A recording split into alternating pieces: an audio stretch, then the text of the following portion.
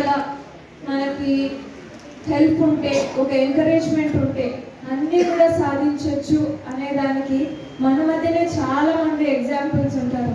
ఇందాక నుంచి ఆ అమ్మాయి రెడీ అయ్యి బాగా డ్యాన్స్ చేయడానికి అంతా రెడీ అయ్యి వచ్చింది, పాట కూడా పాడింది. అంటే మనకి ఉన్న డిజబిలిటీతో పని లేదు. మనము వేరే ఏదైనా మనకి నచ్చిన ఫీల్డ్లో ప్యాషనేట్గా దాన్ని మనము డెవలప్ చేసుకోగలిగితే మనం కూడా ఎవరికి కూడా తక్కువ కాదు అని నిరూపించుకోవడానికి చాలా వరకు వీలు పడుతుంది.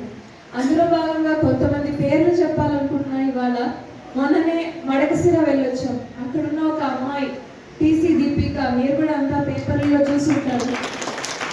తనకున్న డిజబిలిటీని ఆయుధంగా వాడుకొని విమెన్స్ బ్లైండ్ క్రికెట్ టీంలో క్యాప్టెన్గా సెలెక్ట్ అయ్యి మనకి వరల్డ్ కప్ గెలుచుకొని వచ్చింది.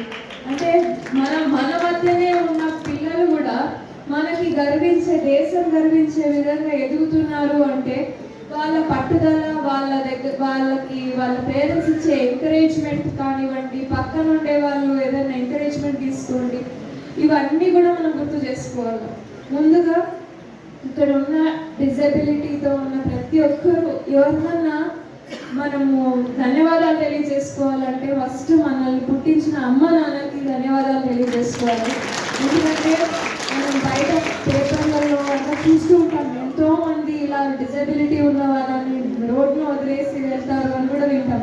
కానీ మీ అమ్మ నాన్న ఎంత భక్తితో మిమ్మల్ని పెంచి పెద్ద చేసి అవన్నీ కూడా మీకు పెరగడానికి, సమాజంతో గెలవడానికి పోటీ పడి మరి ఒక మంచి లైఫ్ని ఏర్పాటు చేయడానికి మీ పక్కనున్న బంధువులు కానివ్వండి రోజు సాయం చేస్తూ ఉంటారు.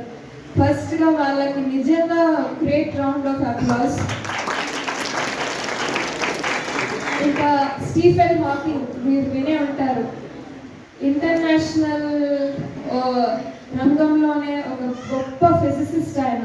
Cosmic theories, black hole theories గురించి కూడా ప్రపంచానికి ఆయనకి బతికిన 50 ఏళ్ళు దానికే పరిమితి అయినా కూడా ఆయన ఇచ్చిన థియరీస్తో నిజంగానే సైంటిస్టులు కూడా ఆశ్చర్యపోయే విధంగా ఆయన థియరీస్ని డెవలప్ చేయగలిగారు.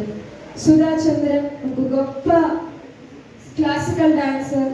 చిన్నప్పుడే 16 ఏళ్ళ వయసులో యాక్సిడెంట్లో కాలు పోతే కూడా జైపూర్ ఫుడ్ ప్రాసెసెస్తో పాటు అది పెట్టుకొని ఆమెకి నచ్చిన క్లాసికల్ డాన్స్ మాత్రం ఆమె వదలలేదు. అదే ఆయుధంగా పెట్టుకొని వరల్డ్ మెచ్చే విధంగా ఒక గొప్ప క్లాసికల్ డాన్సర్